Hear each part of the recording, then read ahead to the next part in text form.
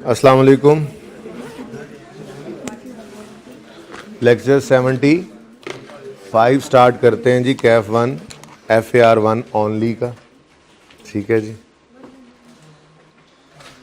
जो आप लोगों ने लेक्चर 53 में किया था ना, आज वो हैंड आउट मैंने ओपन किया इंट्रो प्लस R1 में। 25 लेक्चर पीछे हैं वो आपसे। यस, यानी शायद आप 105 लेक्चर अगर पढ़ते हैं तो वो फिर 130 पढ़ेंगे, आप 110 पढ़ते हैं तो 135 लेक्चर्स। उनके वैसे भी वो वैसे भी 80s में फिर रहे हैं, 80s में पहुंच गए हैं। आई थिंक 80 लेक्चर होगा उनका कल। थोड़ा सा वो वैसे ही प्लस जा रहे हैं। कोर्स के एंड तक वो आप 10 एक लेक्चर आपसे वैसे आगे चले जाएंगे, और जब आपका 31 के आसपास ख़त्म हो जाएगा तो उनको अगले 10-12 दिन में मैं इंशाल्लाह 2-2 लेक्चर्स पढ़ा दूंगा। कोई मसला नहीं, आप उनकी टेंशन ना लें, अपनी टेंशन लें। ओके, अच्छा जी। IS 8 की थ्योरी थोड़ी सी रहती थी, ज़रा उसको कंक्लूड कर लें, ठीक है। और आपने IS 8 के MCQs किए थे या कैश लो के? पहले कैश लो के किए थे। चलें,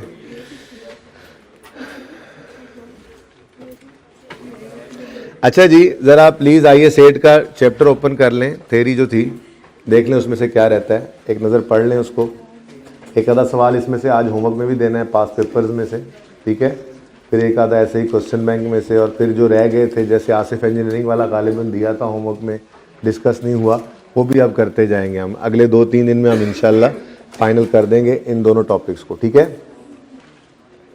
क्योंकि आप IS 7 कैश फ्लो के अंदर तो देख ही चुके हैं, हम तकरीबन सारे ही पास पेपर्स कर चुके हुए हैं, 2-3 को छोड़ के। पहले 2-3 वैसे ही बहुत आसान से हैं, और अगले भी आसान में से कोई 1-2 मैंने वैसे भी करवा देने हैं, ठीक है ना।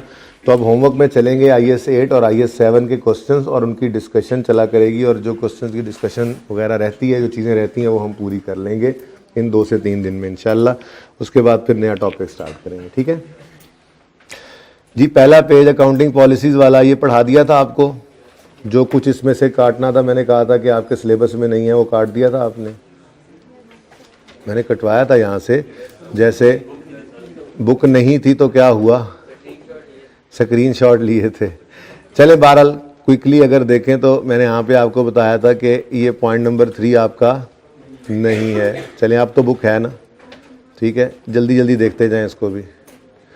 उसके बाद पॉलिसीज़ ऑन रिकॉर्डिंग रेवेन्यू, ये भी अब आपके सिलेबस से निकल चुका है, ठीक है जी। और एक्सपेंसिंग रिसर्च इन IS 38, ये भी हमारे सिलेबस में है ही नहीं, ठीक है ना। तो इसका मतलब आपकी एग्जांपल्स 3 ही थी अकाउंटिंग पॉलिसीज़ के अंदर। IS 2 कहता है FIFO लगा लो या FCO लगा लो, ठीक है। ये पॉलिसी बन जाएगी जब आप इनमें से कोई एक सिलेक्ट कर लोगे। IS 40 कहता है सब्सिक्वेंट मेजरमेंट में आप कॉस्ट मॉडल यूज़ कर लो या फेयर वैल्यू मॉडल। जब आप सिलेक्ट कर लेंगे तो ये आपकी अकाउंटिंग पॉलिसी बन जाएगी। IS 23 कहता है बोरिंग कॉस्ट को कैपिटलाइज करो, इसमें ऑप्शन नहीं है, ठीक है ना। और जब आप इसको करोगे तो कैपिटलाइज, तो फिर ये आपकी अकाउंटिंग पॉलिसी होगी, ठीक है। फिर सिलेक्शन ऑफ अकाउंटिंग पॉलिसी में कहा गया था कि सबसे पहली बात है, अगर कोई आइटम है फाइनेंशियल स्टेटमेंट में प्रेजेंट करने के लिए, तो देखो उसका कोई रेलिवेंट IFRS है। जैसे कि प्रॉपर्टी प्लांट इक्विपमेंट का आइटम है तो आप कहोगे IS 16 देख लो।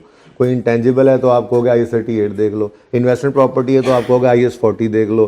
बोरिंग कॉस्ट का कॉन्सेप्ट आया तो आप कहोगे IS 23 देख लो।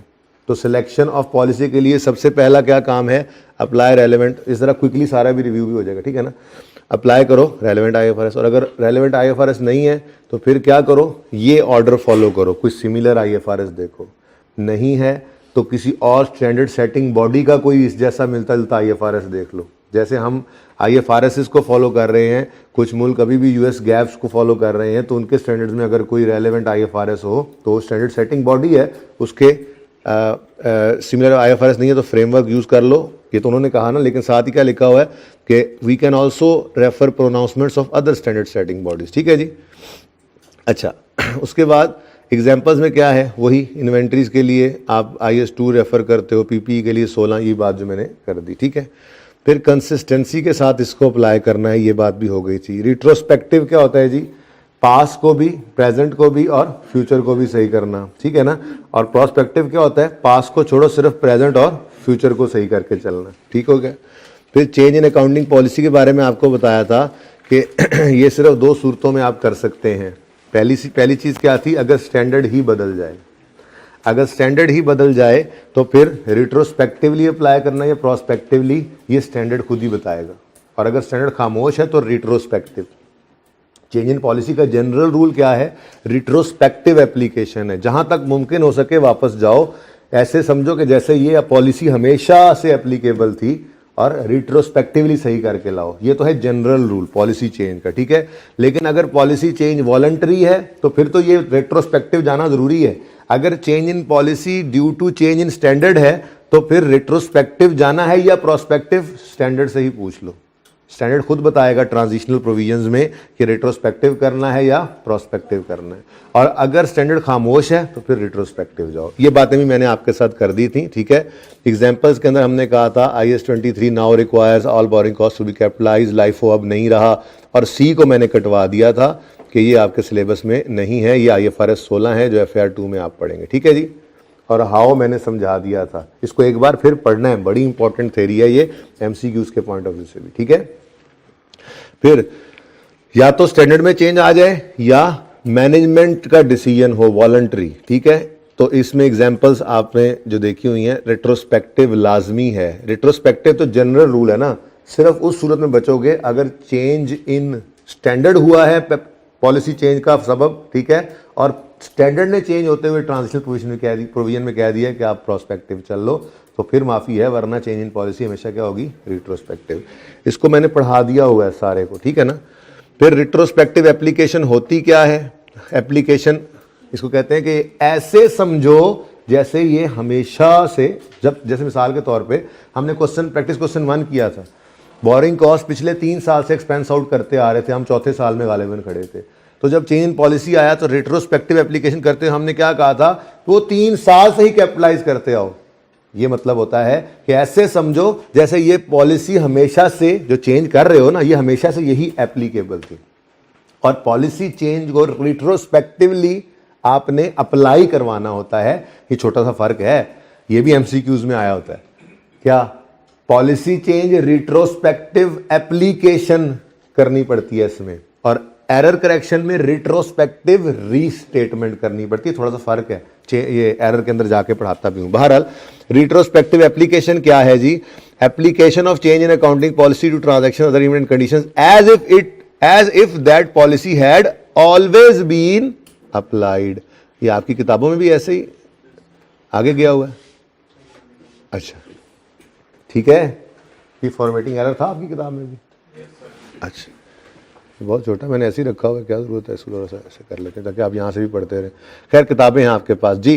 तो एप्लीकेशन ऑफ चेंज क्या है जी, कि आप ट्रांजैक्शंस को, इवेंट्स को के ऊपर जो है उस चेंज इन पॉलिसी को ऐसे अप्लाई करो as if that policy had always been applied.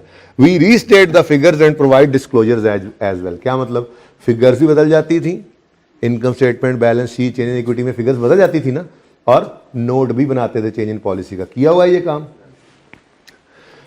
इम्प्रैक्टिबिलिटी बारे में क्या कहा था मैंने जी, कि पहली बात तो ये है कि रिट्रोस्पेक्टिव एप्लीकेशन के लिए आपने जहां तक मुमकिन हो वापस जाना है, स्टैंडर्ड ने कहा है, ठीक है। लेकिन अगर डाटा ही ना हो, डाटा, पहली बात क्या की उसने, रिट्रोस्पेक्टिव एप्लीकेशन कैसे करनी है, as if this policy has always been applied, हमेशा से अप्लाइड रही है। अब मैंने कहा जी हमेशा का तो डाटा ही कोई नहीं है, हम तो पिछले 50 साल से लाइफो यूज कर रहे थे, मिसाल दे रहा हूं ऐसे, ठीक है। तो अब वो खत्म हो गया, तो हम 50 साल का डाटा कहां से लाएं। स्टैंडर्ड ने कहा जहां तक हो सके पॉसिबल वहां तक जाओ।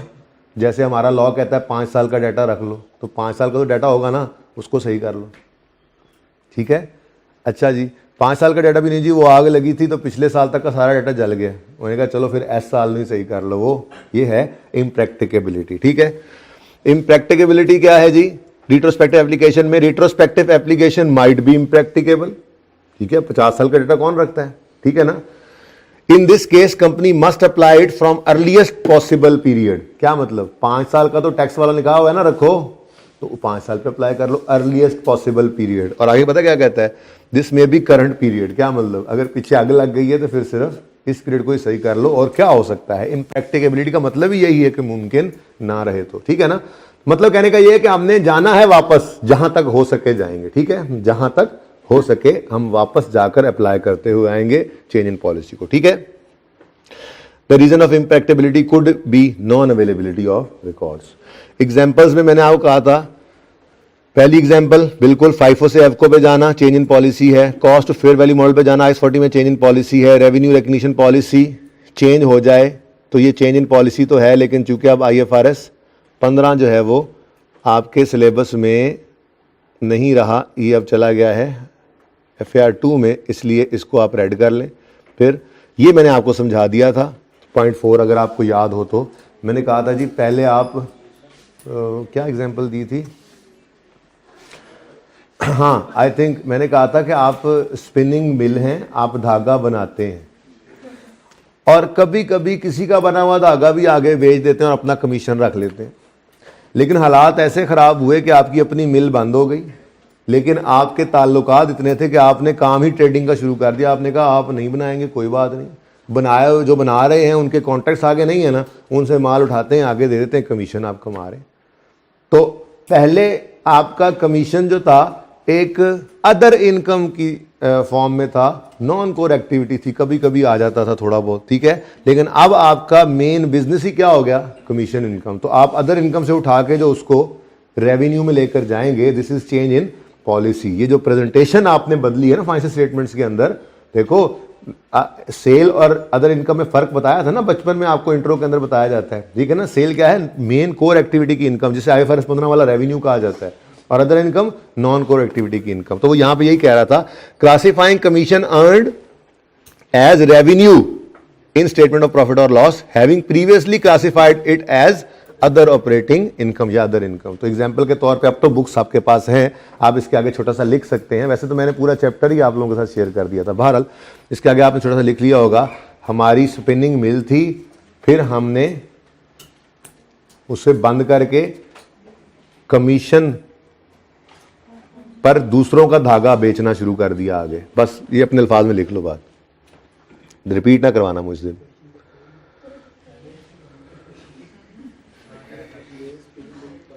और मिसाल पहले भी दी हुई थी यार, वही है, मैंने कहा कि हमारी स्पिनिंग मिल थी और हम खुद धागा बना के बेचते थे,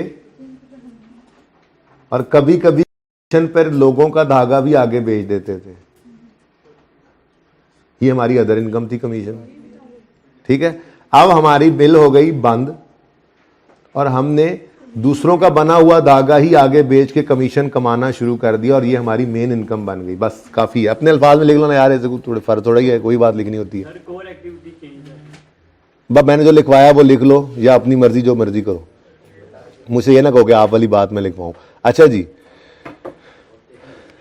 entity has reclassified development cost from other operating expenses to cost of sale. देखें डेवलपमेंट कॉस्ट जो है ना, ये IS 38 का कॉन्सेप्ट है, इसलिए इस पॉइंट को भी आप फिलहाल ये क्रॉस बिल्कुल सफ़ाई हस्ती से न मिटाइएगा, बस छोटा छोटा क्रॉस लगाते जाएं।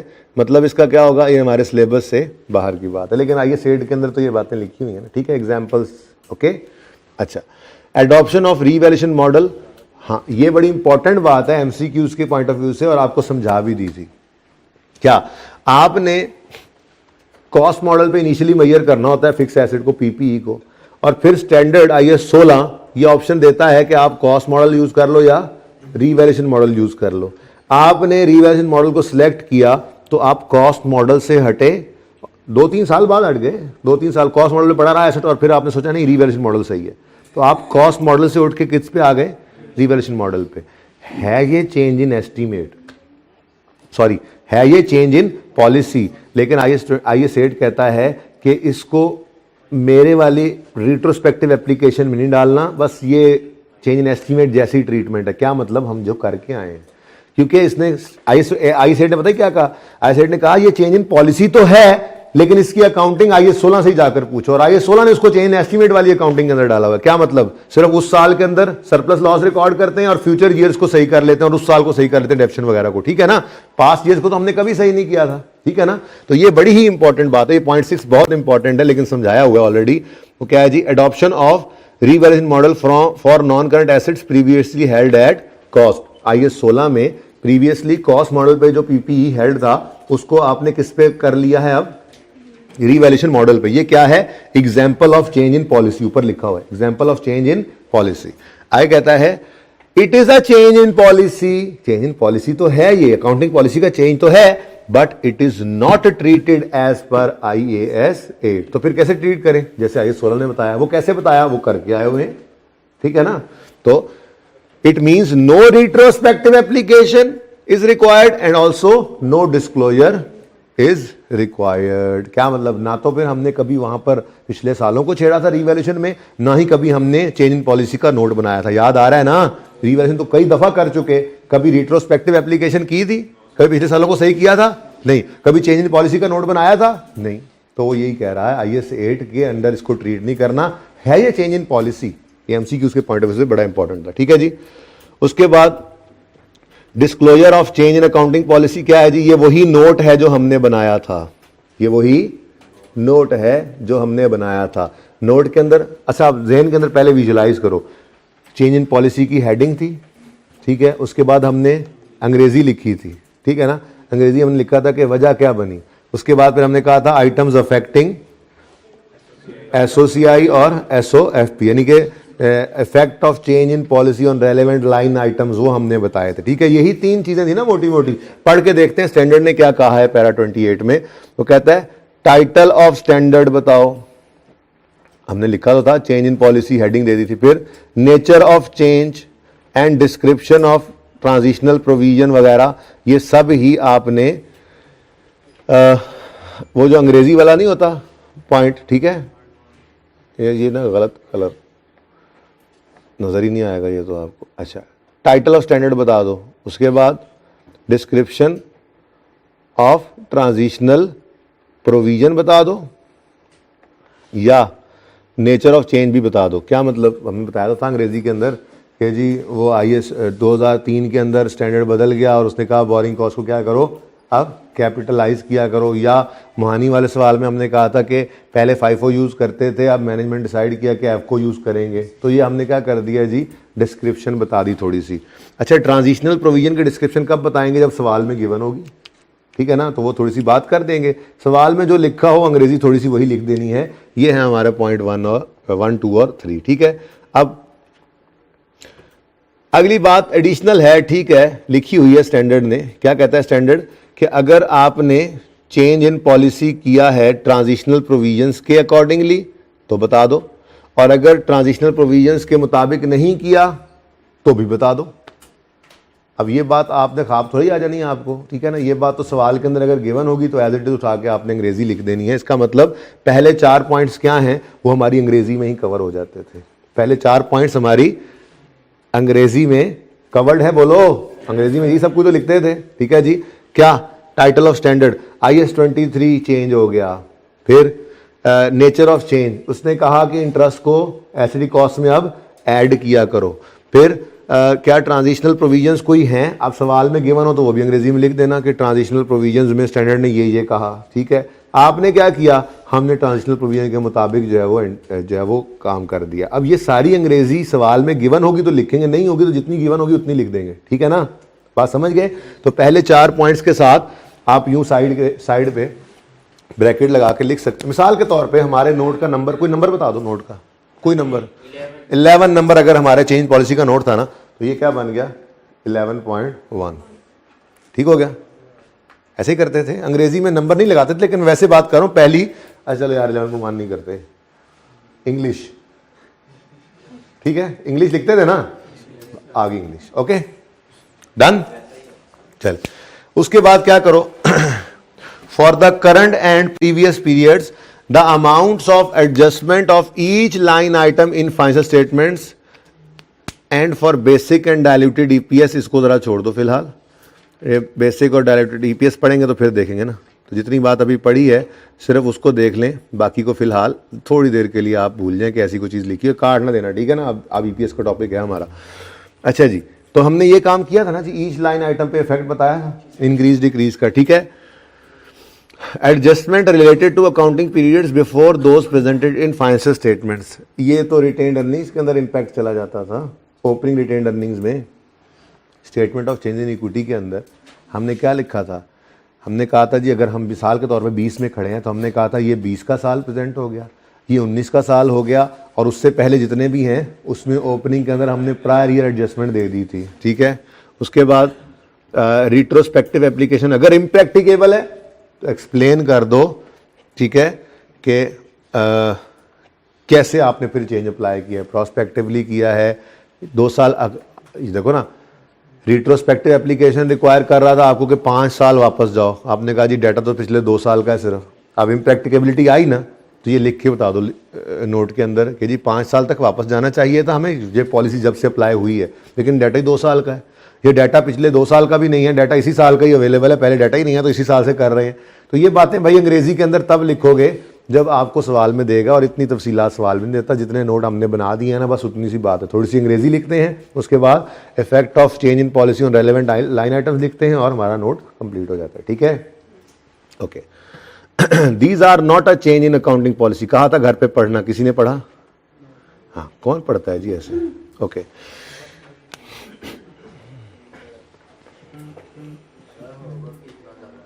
होमवर्क ये चुनाव ज़्यादा था तो पिछले 4 दिन साथ साथ होमवर्क करते रहते ना तुम, हैं, तो फिर तुम्हारा होमवर्क ज़्यादा ना होता। कौन था, कौन ज़्यादा होमवर्क वाला है?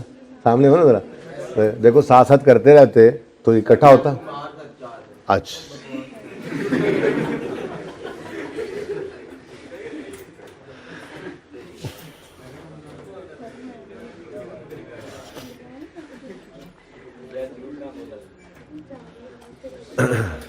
अच्छा जी, 2 एग्जांपल्स कर लेते हैं। तीसरी जो है, सुने तीसरी ना FAR 2 के अंदर जब कंसोलिडेशन करेंगे ना तो वहां पर ये पढ़ा दी जाएगी आपको, फिलहाल ये रेलेवेंट नहीं है हमारे लिए, ठीक है।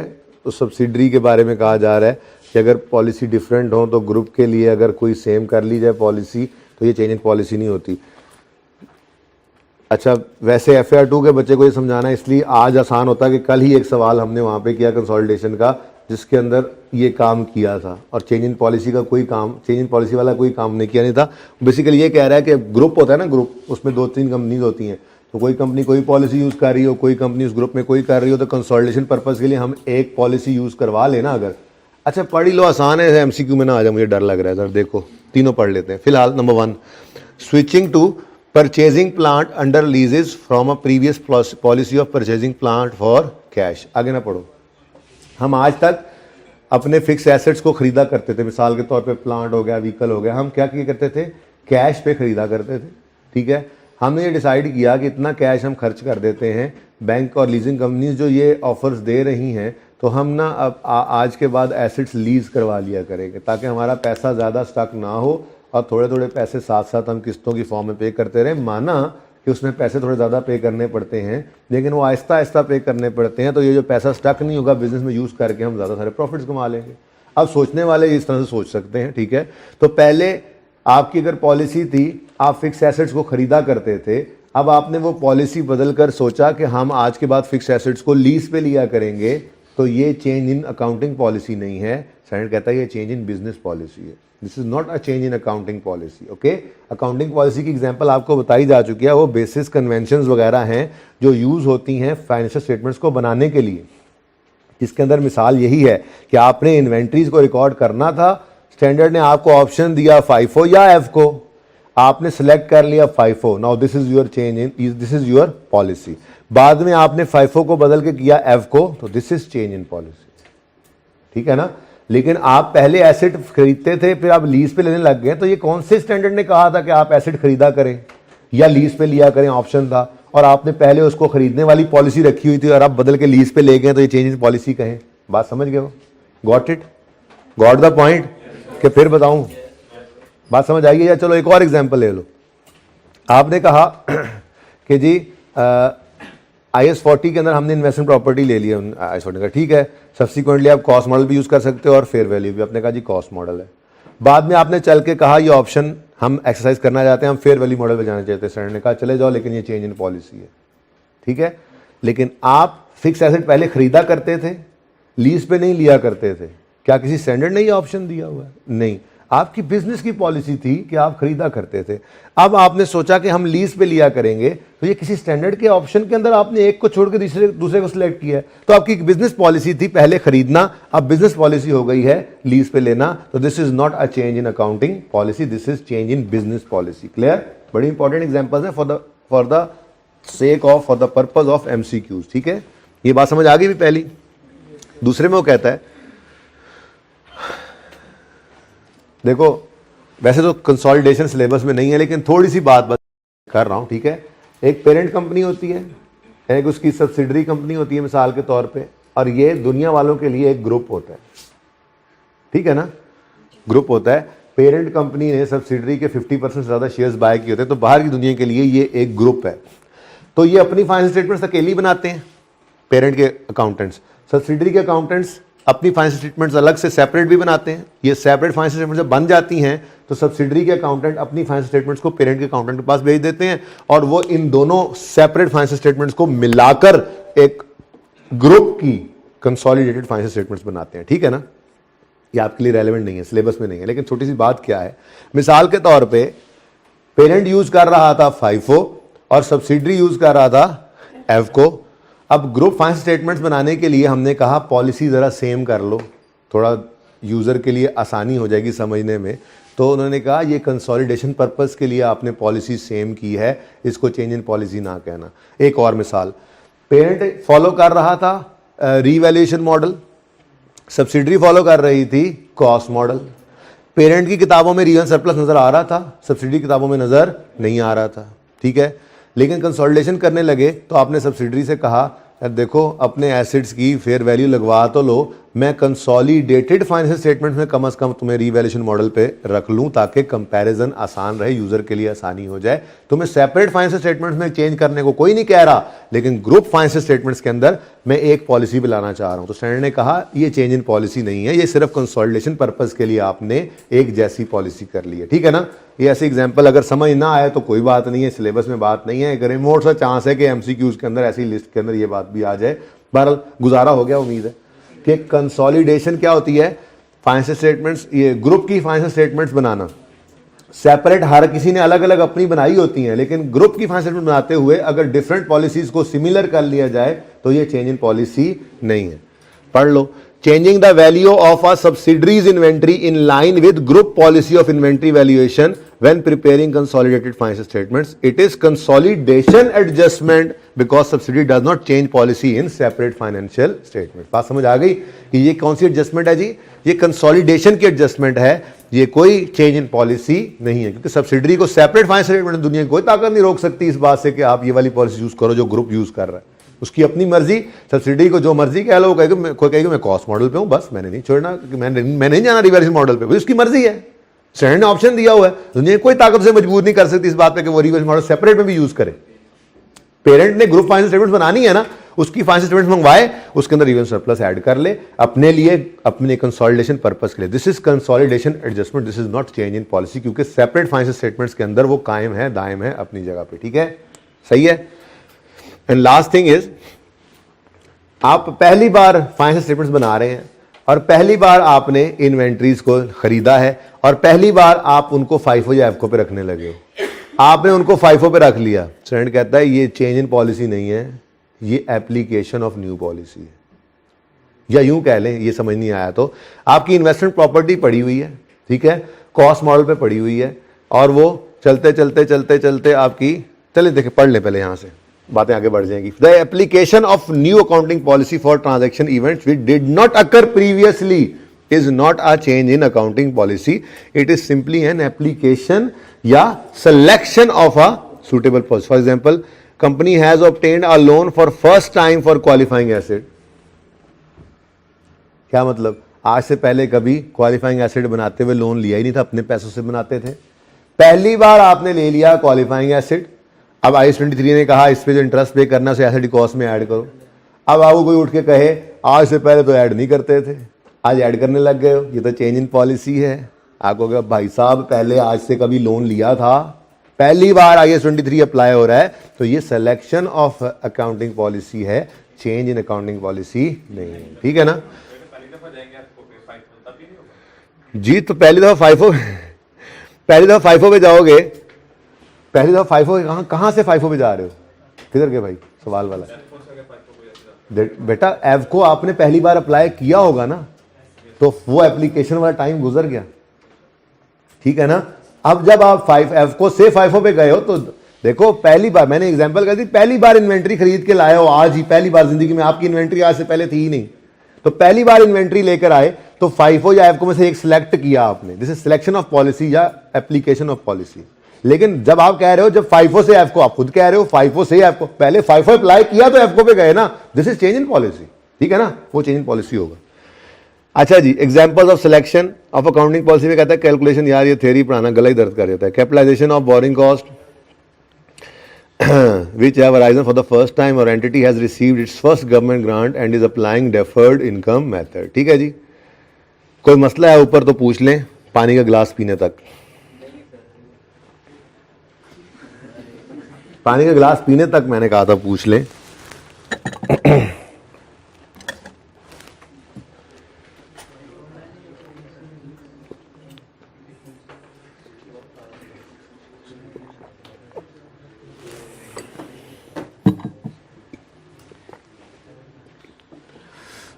अच्छा, मैं तो कहता हूं चेंज इन अकाउंटिंग एस्टीमेट को बाद में पढ़ते हैं, पहले प्रायर ईयर एरर पढ़ आते हैं, क्योंकि ये भी रिट्रोस्पेक्टिव है और बिल्कुल मिलती जुलती बात है, बस थोड़े बहुत फर्क देख लें। जैसे बहुत बड़ा मेन फर्क मैंने आपको बताया, एमसीक्यूज में आ जाता 2 नंबर का, ऐसे ही 1 नंबर का, क्या चेंज इन पॉलिसी में रिट्रोस्पेक्टिव एप्लीकेशन है और प्रायर ईयर एरर की करेक्शन में रिट्रोस्पेक्टिव रीस्टेटमेंट है। देखो अब ये भी फर्क है, यानी पॉलिसी का चेंज हम रिट्रोस्पेक्टिवली जाके अप्लाई करके आते हैं और प्रायर ईयर एरर को हम रिट्रोस्पेक्टिवली जाके रीस्टेट करके लाते हैं, फिगर्स को गलती थी रीस्टेटमेंट करनी पड़ी, ठीक है ना। अच्छा, प्रायर ईयर एरर की डेफिनेशन क्या है, और डेफिनेशन बड़ी सादा सी है। डेफिनेशन ये है कि आपकी फाइनेंशियल स्टेटमेंट्स में कोई ऐसी ओमिशन हो गई है या मिस स्टेटमेंट हो गई है। ओमिशन कहते हैं एक चीज सिरे से आना ही ना, और मिस स्टेटमेंट आ तो गई है पर गलत है। ओमिशन या मिस स्टेटमेंट हुई है, वजह क्या है, आपने इंफॉर्मेशन जो कि अवेलेबल थी ध्यान से देखा नहीं, देखते तो मिल जाती, या देखा तो थोड़े कम ध्यान से देखा, गलत देख लिया तो भाई एरर हो गया, ठीक है ना। ये डेफिनेशन है, क्या डेफिनेशन पढ़ो, प्रायर ईयर एरर की definition. Prior period errors are omissions or misstatements for one or more prior periods because of failure to use information that was available when finance was prepared। Available थी लेकिन आप fail हो गए use करने से, ठीक है। और फिर मिला के पढ़ो, ऊपर से मिला के पढ़ो, because of failure to use information that could reasonably be expected to have been obtained. क्या मतलब, वो कह रहे जी अवेलेबल थी आपका ध्यान ही नहीं गया, या अवेलेबल नहीं थी लेकिन थोड़ी सी कोशिश करके अवेलेबल हो सकती थी तो आपने कोशिश ही नहीं की, तो इसको कहते हैं एरर, ठीक है। तो एरर क्या है जी, मिस स्टेटमेंट है या ये ओमिशन है, ऐसी फेलियर टू यूज इंफॉर्मेशन की वजह से मिस स्टेटमेंट या ओमिशन हो गई है। और वो फेलियर टू यूज क्यों हुआ है, आपने इंफॉर्मेशन पढ़ी थी ध्यान से देखा नहीं, या नहीं पढ़ी थी लेकिन 2-4 लोगों से पूछते तो पता, इंस्टॉलेशन 2-4 इंजीनियर को बुलाकर पूछ लेते, बिल शिल निकाल के निकलवा लेते, इंस्टॉलेशन आपको पता लग जाता है इंस्टॉलेशन कॉस्ट कितनी है, ठीक है। आपने ऐसे ही उसको एसडी कॉस्ट में ऐड नहीं किया, एक्सपेंस आउट कर दी, मिसाल दे रहा हूं ऐसे ही, ठीक है ना। तो प्रायर ईयर एरर क्या है जी, मिस स्टेटमेंट या ओमिशन किस वजह से, failure to use information that was available, ध्यान से देखा नहीं, या that could reasonably be made available, अगर थोड़ी सी कोशिश की जाती तो, ठीक है जी। अगेन डेफिनेशन याद करने की क्या जरूरत है, बस पढ़ लिया आपने, ठीक है, जहन में आ गया। ट्रीटमेंट क्या है जी, रिट्रोस्पेक्टिव एप्लीकेशन।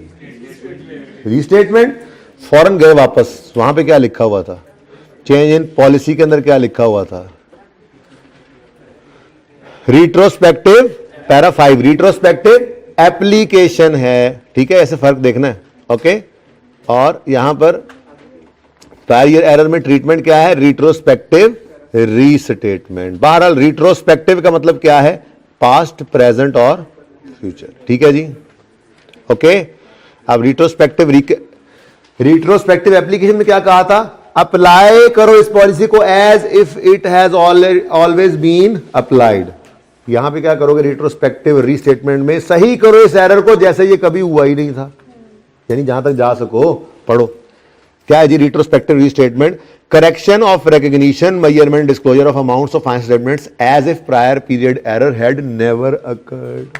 ठीक है, we restate the figures and provide disclosure as well. क्या मतलब, फिगर्स भी सही करते थे, income statement, balance sheet, change equity में आर लिखते थे ना, रीस्टेटमेंट वो सरताज बानो। ठीक है, और जी और नोट भी बनाते थे, नोट का नाम होता था करेक्शन ऑफ एरर नोट। तो वो यही कह रहा है कि आपने फिगर्स को भी सही करना है और आपने डिस्क्लोजर यानी नोट भी बनाना है। ठीक है, ओके।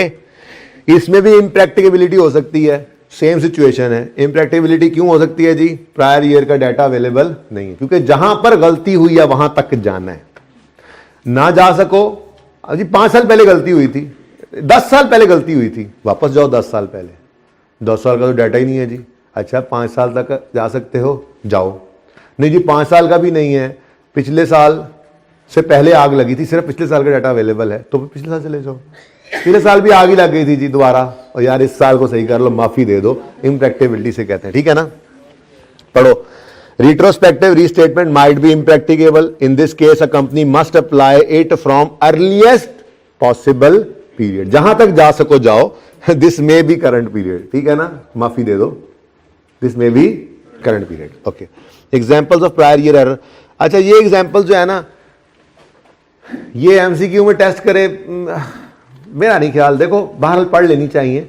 एरर तो आप कोई लिस्ट बना ही नहीं सकते, एक तो ये तो एंडलेस लिस्ट होगी, कोई भी गलती, कोई भी किसी तरह गलती हो जाए। बहरहाल कुछ एग्जांपल उसने बताई। क्या है जी? In last year financial statements inventory were understated by a material amount due to system error, this is an error.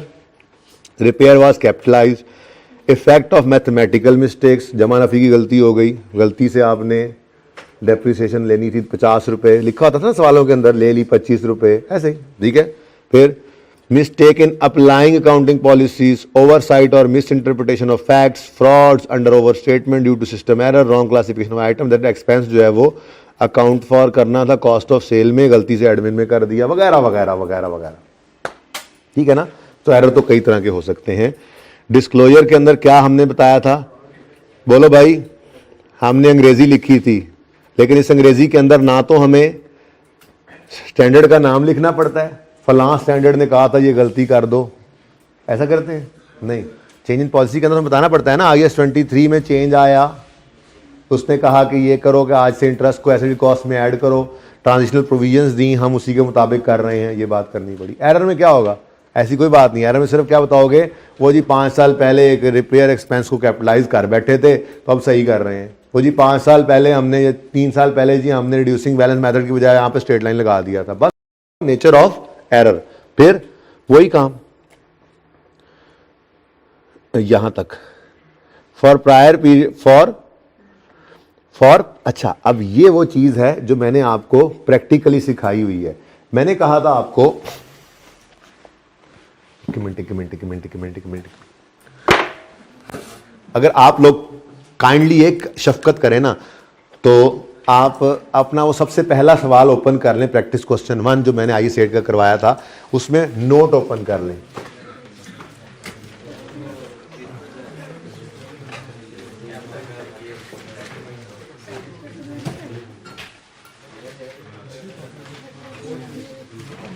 Change in policy का नोट बना था, उसमें हमने इंग्लिश लिखी थी और फिर इंग्लिश के आगे एंड पे लिखा था the effect of change in policy on relevant line items में हमने लिखा था आइटम्स अफेक्टिंग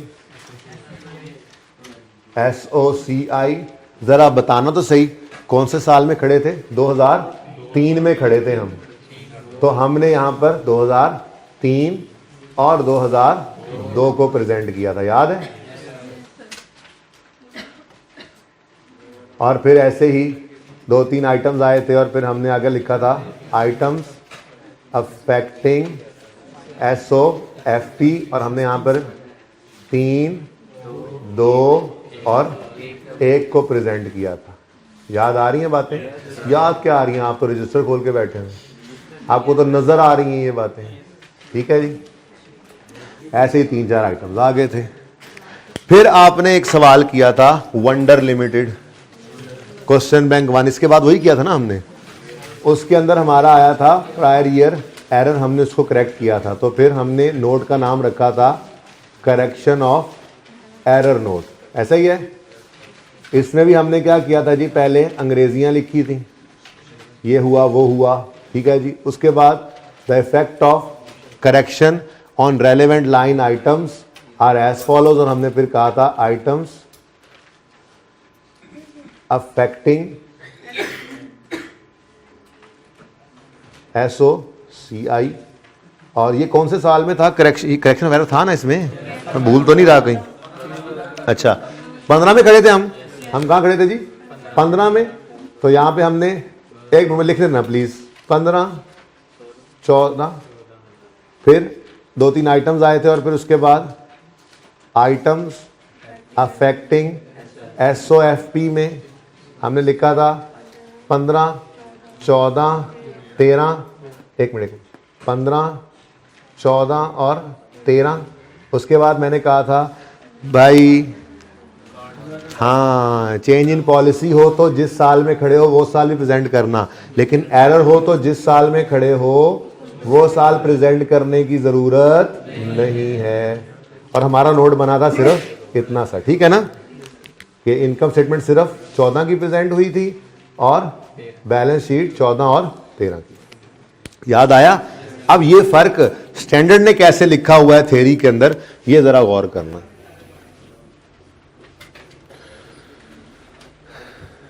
इधर देखो, फॉर, इधर देखो देखो देखो देखो देखो देखो, बड़ी इंपॉर्टेंट बात, for current and previous periods, for current and previous periods, yellow कर रहा हूं, for current and previous periods.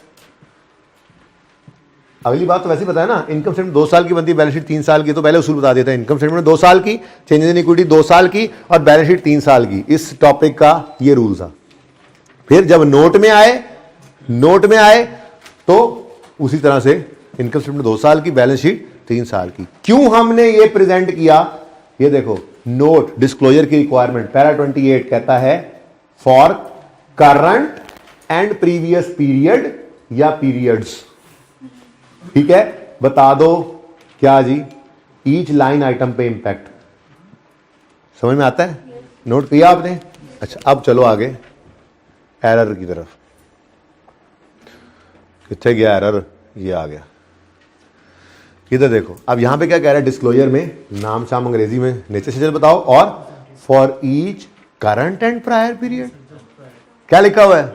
सिर्फ प्रायर पीरियड, ठीक है। तो 15 में खड़े हो तो 14 प्रायर पीरियड या 14-13 पीरियड्स भी हो सकता है, ठीक है ना। तो पीरियड के आगे ब्रैकेट में एस डाल लो, कोई मसला नहीं, बस फर्क क्या है, करंट नहीं लिखा हुआ। अभी चेंज इन पॉलिसी में पढ़ा के क्या आया, for each current and prior periods. यहां पे क्या लिखा हुआ है, चेंज इन ये prior year correction error correction में फॉर प्रायर पीरियड प्रेजेंट, ठीक है। फर्क समझ आया? तो ये वो बात थी जो मैंने यहां पे आपको समझाई थी, स्टैंडर्ड ने कहा हुआ है पॉलिसी का चेंज आए तो करंट ईयर भी प्रेजेंट करो, और अगर correction of previous year error हो तो करंट ईयर को प्रेजेंट नहीं करना। भाई क्लियर है ये बात? समझ आती है ये बात? चलो अच्छा जी, correction at start of previous year, वो ओपनिंग को एडजस्ट करते थे, और अगर retrospective application retrospective restatement impracticable है तो वजह बता दो। ऐसी बात तो सवाल आपके केस में इम्प्रैक्टिकेबल थोड़ा ही होगी, इम्प्रैक्टिकेबल हो और आप सिर्फ करंट ईयर को सही कर लो, वो ऐसा सवाल देगा आपको। लेकिन वैसे बताया हुआ स्टैंडर्ड ने ये कहा हुआ है कि अगर इम्प्रैक्टिकेबल हो जाए रिट्रोस्पेक्टिव रीस्टेटमेंट या रिट्रोस्पेक्टिव एप्लीकेशन, तो अंग्रेजी में लिख के बता दो जी हम वो आग लगने की वजह से डाटा ही नहीं था, हम वापस नहीं जा सके, तो ये है तो चेंज इन पॉलिसी लेकिन करंट ईयर है तो ये प्रायर ईयर करेक्शन लेकिन सिर्फ करंट ईयर सही हुआ है। बात समझ गए हो?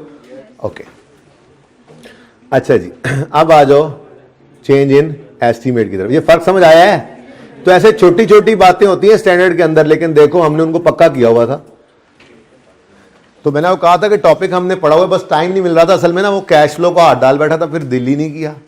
हर रोज मैंने कहता था चलो यार आज थोड़ा सा ये सवाल कर लें। अब कैश फ्लो की तरफ से भी मैं रिलैक्स हूं, तो अब ये 2-3 दिन इसीलिए इसके लिए रख लिए, आज का दिन, कल का दिन, नहीं पूरा हुआ तो परसों का दिन, जब तक ये दोनों टॉपिक आपकी तरफ से मेरी तरफ से पूरी तरह तसल्ली से खत्म नहीं हो जाते, each and every MCQ theory वगैरह से फारिग नहीं हो जाते, तब तक आगे नहीं जाएंगे, ठीक है ना। तो अभी रिलैक्स होकर इन दोनों को हम लेकर चलते हैं। अच्छा है जरा ये भूलना शुरू हो गया होगा तो चला रिवाइज हो जाएगा, ठीक है ना, ओके। अच्छा, और इसी के साथ SOCIE भी रिवाइज हो जाएगा, IS1। क्यों? अभी होमवर्क में अगर सवाल देता हूँ उसमें चेन इन इक्विटी मांग लेता है तो वो भी रिवाइज हो जाएगा, क्या ख्याल है, ठीक है। तो उसके पीछे तो फिर सिर्फ वही बंच पड़ा है 5 का, और छठा करेक्शन ऑफ एरर का टॉपिक, ऐसे ही है ना। वो 5 के बंच के बाद करेक्शन ऑफ एरर ही पढ़ा था ना हमने, बस, ठीक है। नहीं करके बताएंगे क्या? नहीं, लिखना है, क्या लिखना है, लिखना क्या है, सवाल में जो लिखा हुआ है।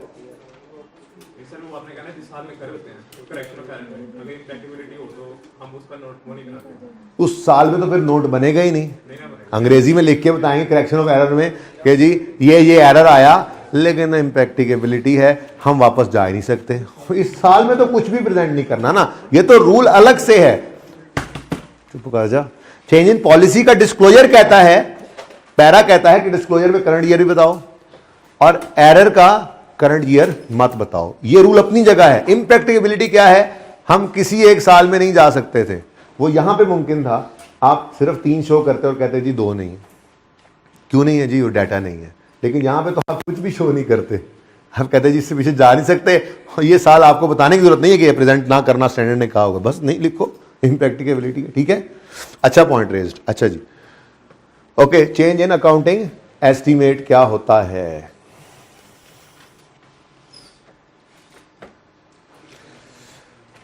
Carrying amount, it is an adjustment of carrying amount of an asset और liability.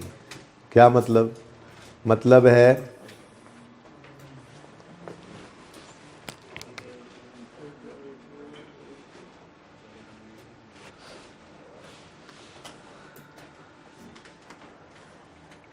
Provision for doubtful date. मिसाल से समझाना अच्छा लगता है। डेटर्स क्लोजिंग आ रहे हैं 20 रुपये और प्रोविजन क्लोजिंग आ रही है 2 रुपये, ठीक है ना।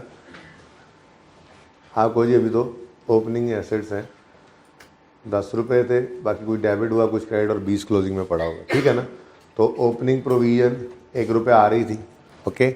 अब आपके डेटर्स जो हैं वो 20 रुपये पे आ रहे हैं, ठीक है। अब किसी ने आपको कहा कि यार वो हमें शक है कि 10% लोग नहीं आएंगे। आपने कहा अच्छा ठीक है, आपने अंदाजे की बुनियाद पे एक एक्सपेंस रिकॉर्ड कर लिया 1 रुपये का, और ये 2 रुपये की प्रोविजन आ गई, ठीक है। Now this is N estimate, this is N estimate. अगले साल गए, एस्टीमेट था 2 रुपये लेकर भागेंगे, ठीक है। एक्चुअल में भाग गए 3 रुपये लेकर, ठीक है। तो ये क्या आ गया? चेंज इन एस्टीमेट है, बोलो। लेकिन ये चेंज इन एस्टीमेट क्या करेगा? आपके डेटर्स को कम कर देगा। अच्छा, लंबी चौड़ी बात क्या करनी, कैरिंग अमाउंट ऑफ एसेट बदल जाए। इसकी एग्जांपल क्या है? Provision for doubtful debt. कैसे? Provision for doubtful debt. Provision for doubtful debt की वजह से हमारे एसेट की कैरिंग वैल्यू बदल जाती है। 20 के डेटर्स नज़र आ रहे हैं, हमें शक पड़ गया 2 नहीं आएंगे, तो हमने एक एस्टीमेट लगाया, तो वो 18 पे नज़र आ रहे थे। और अगले साल वो एक्चुअल में 2 से कम भागे या 2 से ज़्यादा भागे। तो ये क्या है? चेंज इन एस्टीमेट ही तो है, ठीक है। जिसकी वजह से हमारे एसेट्स की, डेटर्स की वैल्यू जो है वो बदल जाती है, ठीक है। बहरहाल लायबिलिटी के केस में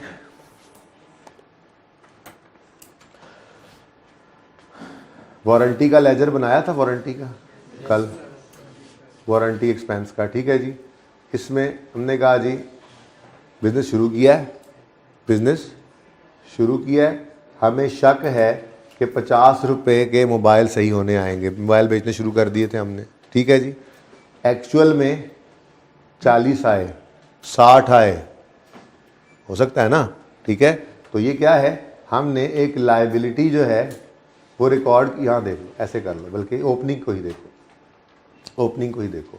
हमने पिछले साल के एंड पे अंदाज़ा लगाया था कि 50 मोबाइल सही होने आएंगे, इस साल 40 आए, तो 10 रुपये का आपको फ़ायदा मिल गया। ठीक है, 50 का शक था, 60 आ गए, तो मज़ीद 10 का एक्सपेंस रिकॉर्ड कर लोगे। तो this is carrying amount of liability, और इसमें एडजस्टमेंट अगर हो जाए तो ये चेंज इन एस्टीमेट है। ठीक है ना।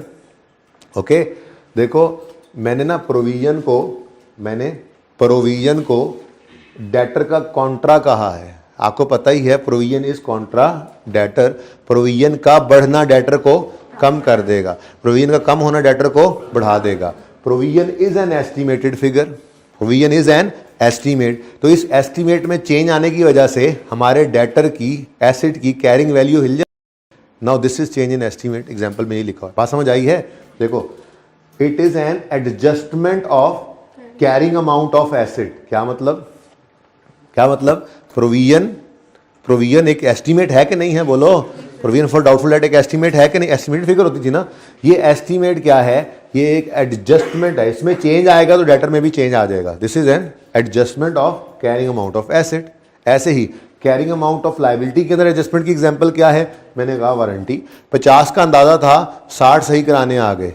Now this is change in, this is an adjustment of carrying amount of liability. बदल गई। ठीक है ना, और सही है। बार इतनी लंबी चौड़ी बात को छोड़ो, इतनी सी बात ही काफ़ी है। चेंज इन अकाउंटिंग एस्टीमेट क्या है? या तो वो कैरिंग अमाउंट ऑफ एसेट बदल जाए, या कैरिंग अमाउंट ऑफ लाइबिलिटी बदल जाए, या periodic consumption of an asset बदल जाए। ये वो जो हमने पढ़ रखा है आज तक, चेंज हो जाए, आ जाए लाइफ में, रेट में, मेथड में।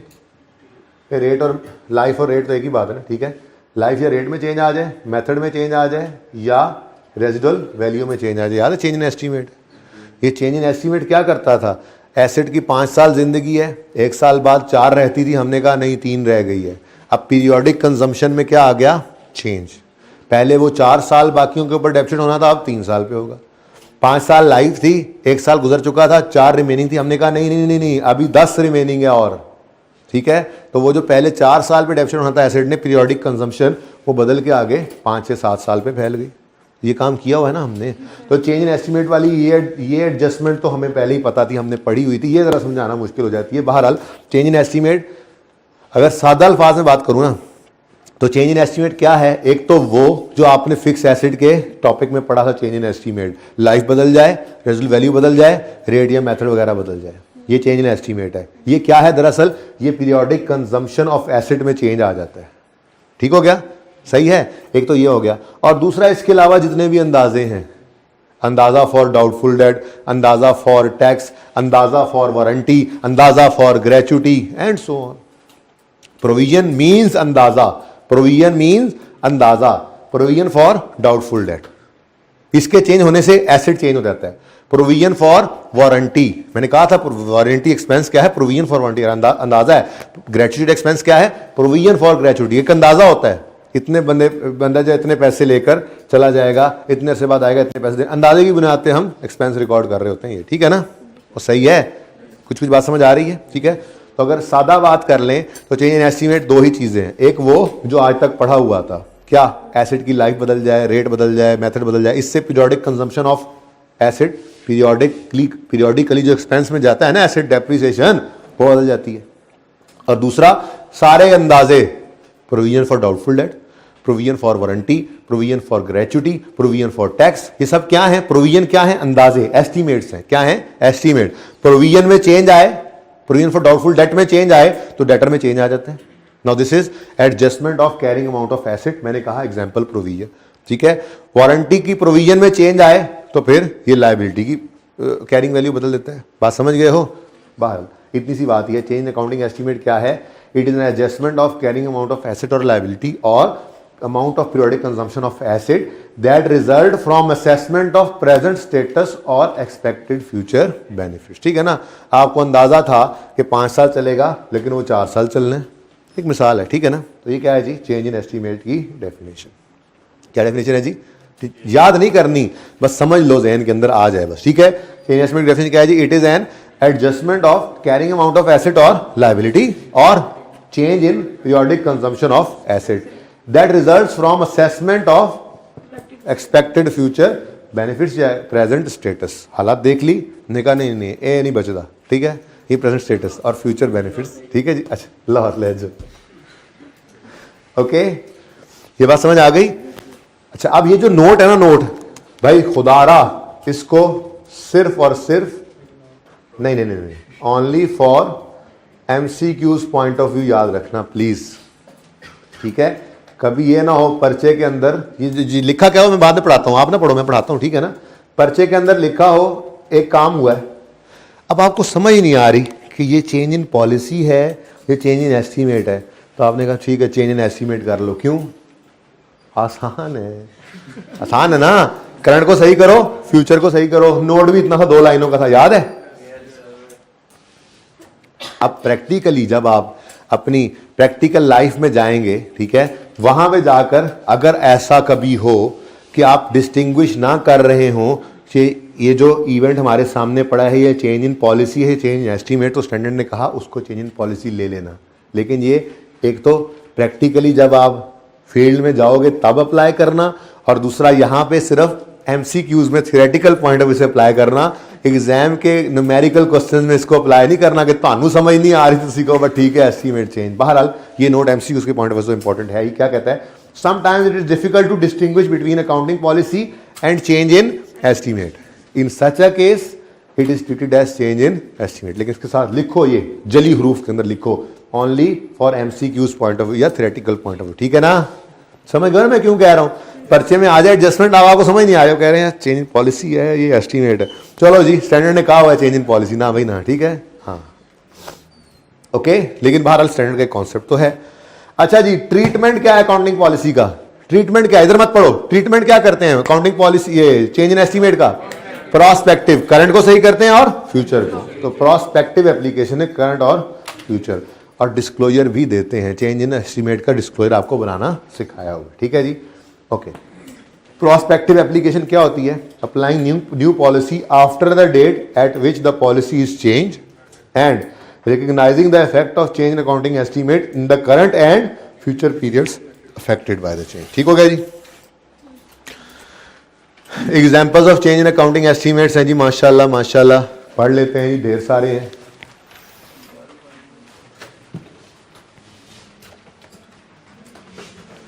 Change in useful life of asset, change in डेप्शन method, change in residual value, समझ में आती है बात, ठीक है। जो रेड है ना वो मतलब रेड वाले तो निकाल लेना इसमें से, ओके।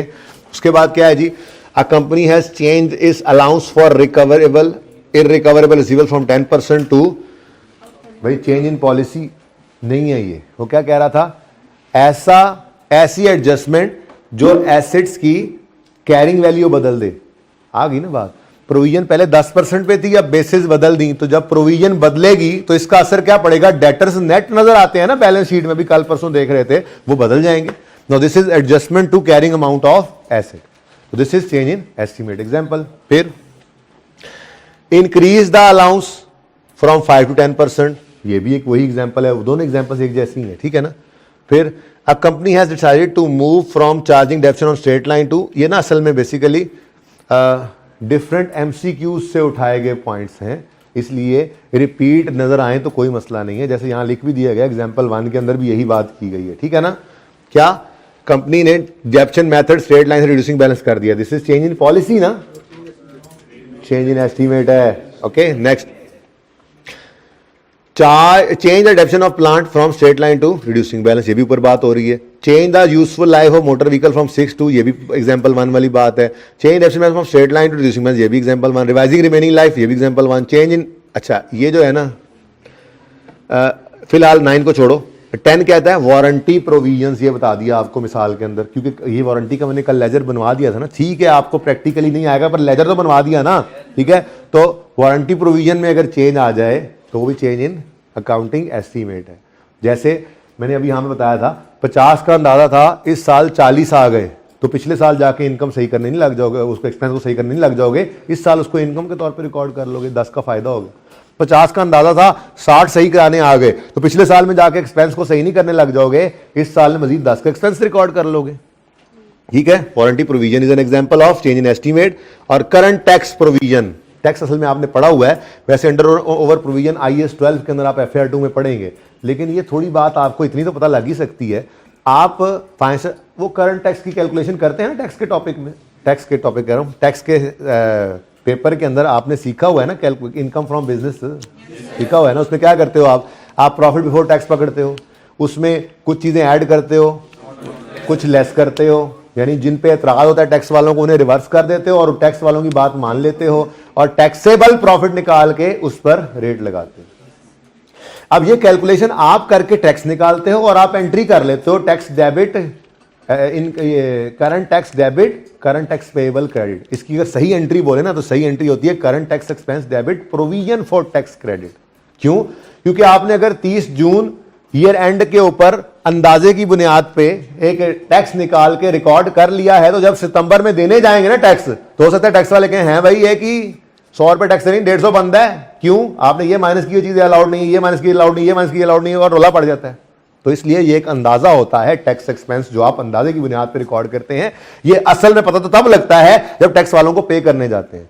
हाँ, कोई रोला ना पड़े तो हम कहते हैं डीम्ड असेसमेंट है, पता है ना आपको, पढ़ा हुआ है आप लोगों ने। बहरहाल वो बातें मैं नहीं कर रहा, मैं सिर्फ इतनी सी बात कर रहा हूं आपके साथ कि आपने अंदाजे की प्रॉफिट आपने निकाला, उसमें एक कैलकुलेशन की, अपने अंदाजे से आपने सही कैलकुलेट करके टैक्स एक्सपेंस कैलकुलेट किया, क्योंकि आपने फाइनेंशियल स्टेटमेंट्स बनानी है ना इस साल की, तो आपने तो इस इनकम स्टेटमेंट के अंदर पीबीटी में से टैक्स माइनस करना है, तो आपने वो टैक्स निकाला, उसकी एंट्री की income tax current tax expense debit और करंट टैक्स पेएबल क्रेडिट। जब पे करने के तो टैक्स वाले ने कहा, कभी कहेंगे यार 100 रुपए का एक्सपेंस रिकॉर्ड किया, आप तो 100 रुपए लेके आ गए, आपका 150 बनता है, कभी यूं भी कह सकते हैं 80 बनता है। तो अंडर ओवर प्रोविजन आपकी होती है, अंदाजा होता है, उसको एडजस्ट करने के लिए आप FAR 2 में जाकर पढ़ोगे, पिछले साल का एक्सपेंस आपने जो रिकॉर्ड किया पिछले साल के इनकम स्टेटमेंट में, उसमें अगर कोई अंडर ओवर प्रोविजन का इंपैक्ट आ गया, यानी जब पे कर, देखो ना 30 जून ईयर एंड हो गया, सितंबर में देने गए तो साल तो अगला शुरू हो चुका है, जब टैक्स देने गए तो ज्यादा देना पड़ा या कम देना पड़ा, ये एडजस्टमेंट पिछले साल में वापस जाकर नहीं करते, जिस साल पे कर रहे होते हैं वहीं पे कर देते, ठीक है, क्योंकि ये भी क्या है, चेंज इन एस्टिमेट। बाकी ये जो है ना डी कमीशनिंग, इसको अब छोड़ ही दो, ठीक है, ये IAS 37 के अंदर आपने पढ़ना है। वैसे बात तो हो जाएगी, इसके ऊपर भी मसला कोई नहीं है, लेकिन अब कितनी को बातें रेलेवेंट करूं मैंने करंट टैक्स की बात वैसे ही कर दी है, ठीक है, तो 9 को काट दें, इसको रहने दें। डी कमीशनिंग डिसमेंटलिंग कॉस्ट को कहते हैं, ठीक है ना, जिसकी प्रेजेंट वैल्यू एडिड होती है। डिस्क्लोजर में क्या लिखोगे भाई? Nature and amount of change in accounting estimate that has an effect in current period और future period. If effect in future period is impracticable to estimate, it shall be disclose. हाँ भाई, यही किया था हमने, नेचर और amount of change बतानी है और एस्टिमेट का इफेक्ट बता देना है करंट पीरियड पे और फ्यूचर पीरियड पे। यही तो किया था हमने कहा था जी इस साल के दौरान लाइफ बदल ली है वगैरह वगैरह, ऐसी बात करके फिर हमने कहा था, और इस चेंज का effect profit, current year profit पे इतना है, फ्यूचर ईयर के प्रॉफिट्स पे इतना है। याद आ रही है बात? ओके, लो जी। उसके बाद अदर एस्पेक्ट्स में क्या है? मटेरियल क्या चीज है? अगर किसी भी चीज की मिस स्टेटमेंट या ओमिशन यूजर के बदल देना तो वो मटेरियल हुआ करती है, ठीक है ना। तो पढ़ के देख लो, ओमिशन और misstatement of items are material if they could individual और collectively influence the economic decision of users, ठीक है। Materiality depends on size and nature of omission और misstatement judged in the surrounding circumstances, the size और nature of item और blah blah blah. Limitation on retrospective application या restatement. It might be impracticable to retrospectively apply an accounting policy or correct an error. फिर impracticable की बात पहले हो चुकी है, इसको जरा रीड तो करना, ठीक है। इस सारे लिमिटेशन वाले पोर्शन को रीड करके आना है आपने, इसमें कोई क्वेश्चन तो नहीं है, ठीक है जी। उसके बाद MCQs पे नजर डालते हैं जरा। अल्लाह पाक बस ये आप लोगों को अगली मंजिलों को आसान करे जिन जिन का टाइम हो गया। तो अच्छा सुनो, ऐसे ही मिसाल के तौर पे सिर्फ पहला MCQ करवा दूं, और आज मस्त ये सारे MCQ भी करके आने हैं, ठीक है। प्लीज चुप करें, मैंने कहा बोलने को आपको। Which two of the following situation would not require a prior year adjustment as per IAS 8? Prior year adjustment मतलब प्रायर ईयर एडजस्टमेंट में रिट्रोस्पेक्टिव एडजस्टमेंट कह रहा है, एप्लीकेशन या रीस्टेटमेंट का लफ्ज इस्तेमाल नहीं किया, मतलब दोनों ही आ सकते हैं। यानी रिट्रोस्पेक्टिव। प्रायर ईयर में जाते ही हम कब हैं? जब चेंज इन अकाउंटिंग पॉलिसी हो या correction of prior year error हो। चेंज इन एस्टीमेट में नहीं जाते, ठीक है। वो कह रहा है किन दो में नहीं जाना पड़ेगा प्रायर ईयर में? Number A, in last year financial statements inventories are understated by a material amount due to system error. ये तो प्रायर ईयर एरर है, इसमें तो रिट्रोस्पेक्टिवली रीस्टेटमेंट है, पिछले साल जाना पड़ेगा, तो ये तो नहीं है। A company has change it's allowance from irrecoverable, हाँ भाई चेंज एस्टीमेट है, टिक कर लो, एक तो ये होगा। फिर सी है, a new accounting standard has been issued that requires a company to change its accounting policy but gives no guidance on specific application of change itself. हाँ भाई, अगर स्टैंडर्ड खामोश हो तो चेंज इन पॉलिसी को retrospective ही करना होता है, पता है ना आपको, तो ये भी नहीं है। डी है, a company has decided to move from charging definition to change in estimate. B और डी आपका करेक्ट ऑप्शन है। तो बेहतर फील कर रहे हो ना आप? अब एमसीक्यूज के अंदर बस कुछ एक एमसीक्यूज ऐसे आएंगे जो पहले बस आईकेप ने बस डाल दिए ना एमसीक्यूज, ठीक है। उसके अंदर थोड़ी सी अगर आमेजिश हो गई हुई टैक्स की सोल्यूशन के अंदर तो वो मैं खुद रिमूव करवा दूंगा, ठीक है। आपने एक तो अब ये एमसीक्यूज पूरे कर लेने हैं, ठीक है। तो होमवर्क लिख लो, बस छुट्टी देने लगाओ। अब मेन होमवर्क आपका हो गया ऑल एमसीक्यूज। अच्छा, आपने IAS 7 के सुना एमसीक्यूज किए थे, तो कितने को हो गए थे? 70-80% हो गए थे। बल्कि वो जो पॉइंट मैंने समझा दिया था ना आपको कि फॉर एमसीक्यूज पर्पस आप डिविडेंड को फाइनेंस कॉस्ट में ले जाना और इंटरेस्ट को ऑपरेटिंग में, फाइनेंस कॉस्ट कह दिया यार तुमने, फाइनेंसिंग एक्टिविटी में ले जाना और इंटरेस्ट को ऑपरेटिंग एक्टिविटी में, उससे भी फायदा हो गया था। कुछ एमसीक्यूज उस वजह से भी नहीं सॉल्व होते। बहरहाल एक तो ये सारे एमसीक्यूज हो गए, एक तो ये हो गया। दूसरा, मुझे बुक दिखाएं जरा, बुक दिखाएं, ये वाली है ना, ये ओपन है। इसमें जी IAS 8 के पास पेपर्स पे आए आप। बहुत मुद्दत हुई IAS 8 के पास पेपर्स से दूरी हो गई, उदास हो गए हम, लबने देते ही पै गए ने मैनू सवाल। पेज नंबर बता दें, मैंने ढूंढ लिया बस। अच्छा जी, ये पाक ओशन लिमिटेड आपका अभी तक नहीं हुआ ना? ओके, पास पेपर 1 है पाक ओशन लिमिटेड, ये कर लें। अच्छा, इसमें ना पास पेपर 3 जो है ना डैफोडिल लिमिटेड, ये मैंने आपको टेस्ट में दे दिया था, ये आप कर चुके हुए हैं, इसको एक नजर देख लीजिएगा। बेशक ये सवाल आपका क्लास में भी डिस्कस हो गया है, आपने सॉल्व भी एक बार कर लिया हुआ है। तो चांद पेंट लिमिटेड ये इंशाल्लाह कल दूंगा होमवर्क में, ना याद रहे तो तुमने याद करवाना है, वरना तुम्हारी खैर नहीं है, और तुमने भी याद करवाना है वरना तुम्हारी भी खैर नहीं है, ठीक है। और तुमने भी याद करवाना है, आखिर वाले कल छुट्टी ना कर लेना तुम। फिलहाल तो पास पेपर 1 आपका होमवर्क में है, पास पेपर नंबर 1 POL, ठीक है जी। ये किसका है जी? IAS 8 का पास पेपर है। और IAS 7 के अंदर एक छोटा सा पास पेपर, ज़्यादा वो जो छोटा सा पास पेपर सेकंड लास्ट, जिसमें सिर्फ थ्योरी 2-4 मिनट की है, आई थिंक 16 ही है। लेट मी देख। अच्छा जी, मैं भी हूँ देख ला, मैं हो सकता है को होर भी नाल देना पै जाए।